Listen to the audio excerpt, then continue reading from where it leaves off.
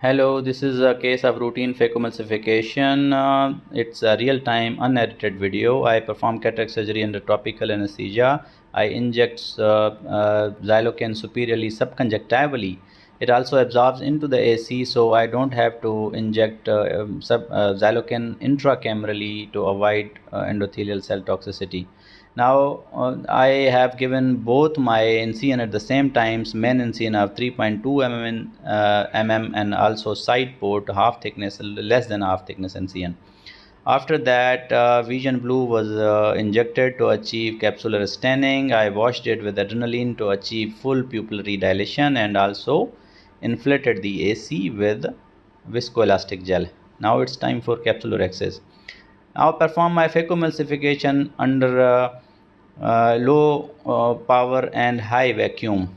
It gives me better post-operative results. I use Visualis 100, Zeiss Visualis 100 phaco machine at 40% power and 400 vacuum. It gives good post-operative results, especially in these NS2 and NS3 kinds of cases. Obviously, I have to increase more power in harder nuclei. After the capsular axis is done, it's time for hydrodissection. It was a slightly bigger axis, a good size axis. So hydrodissection would be easy. It's very easily achieved with rotation of the nucleus.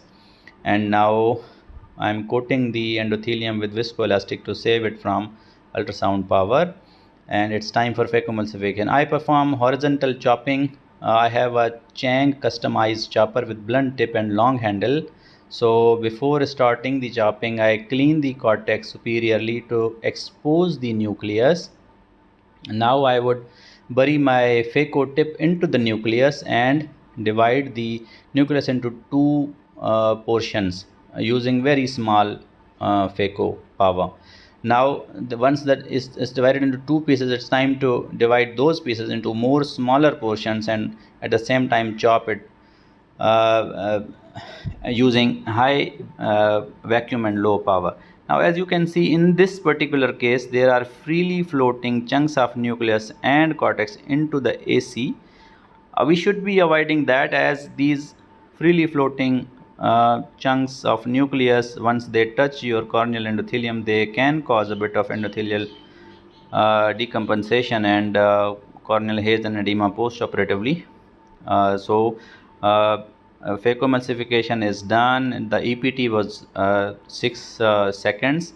Now it's time for cortical aspiration. I perform cortical aspiration with Simcoe cannula. I also use automated IA cannulas, but I usually prefer this Simcoe cannula.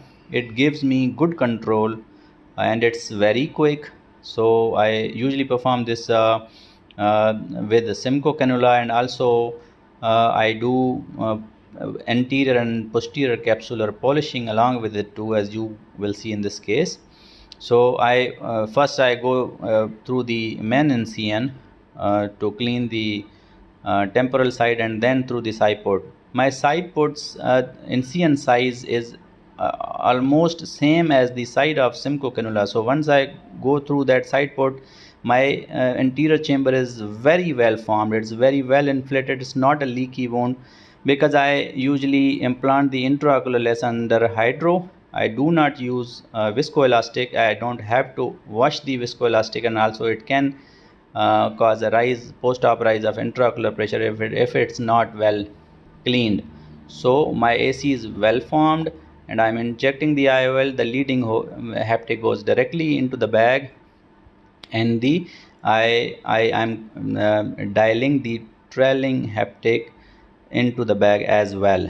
So my IOL is well into the bag, and it's dialed more, slightly more, to put in its ideal position. A bit of gel which came with the IOL is washed as well. Now the surgery is done. It's time to close the incision with corneal hydration, and after that we are gonna inject intracameral antibiotic, which is Vigamox, for prophylaxis against infections. My AC is well formed and we are done here.